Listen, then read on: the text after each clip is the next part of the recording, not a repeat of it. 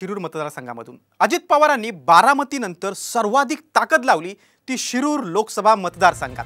त्यामुळे इथले कोल्हे विरुद्ध आढळराव पाटलांची लढत ही प्रतिष्ठेची ठरली। शिरूर लोकसभा मतदारसंघात घटलेलं मतदान आणि जातीय समीकरणांमुळे विजयाच्या किल्ल्या शहरी भागाकडे गेल्याचं बोललं जातंय। त्यामुळेच यंदाचा खासदार हडपसर ठरवणार असल्याची शक्यता आहे। त्यावरचा हा खास रिपोर्ट। हडपसर ठरवणार शिरूरचा खासदार।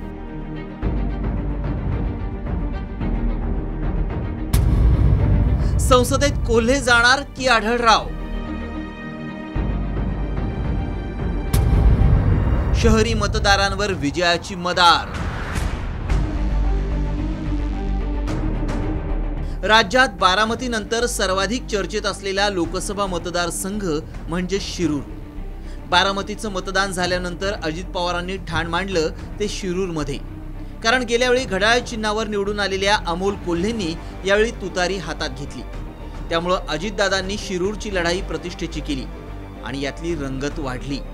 शिरूर लोकसभेत 6 विधानसभा मतदारसंघांचा समावेश आहे। यातल्या 4 ग्रामीण विधानसभा मतदारसंघ असलेल्या जुन्नर, आंबेगाव, खेड, आळंदी आणि शिरूर यात 2019 मध्ये कोल्हेंना लीड मिळालं होतं।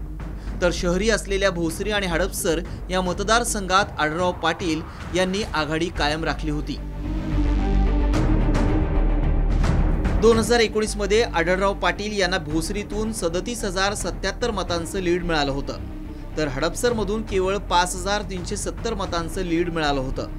मात्र 2014च्या तुलनेत 2019 मध्ये हडपसर विधानसभेतून शिवाजीराव आढळराव पाटील यांचं लीड अमोल कोल्हेंनी अवघ्या 5,000वर आणलं। यंदा हडपसरमध्ये तब्बल 5% मतदान कमी झालंय। त्यामुळे घटलेल्या मतदानाचा फटका कुणाला बसणार याबाबत उत्सुकता आहे। हडपसर विधानसभेत 1.25 लाख मुस्लिम मतदार तर 70,000पेक्षा जास्त माळी समाजाचं मतदान आहे। या मतांचं ध्रुवीकरण झालं तर आढळरावांचा विजय खडतर होऊ शकतो। त्यामुळे हडपसरच शिरूरचा खासदार ठरवणार असं चित्र आहे। ब्युरो रिपोर्ट, साम टीव्ही न्यूज।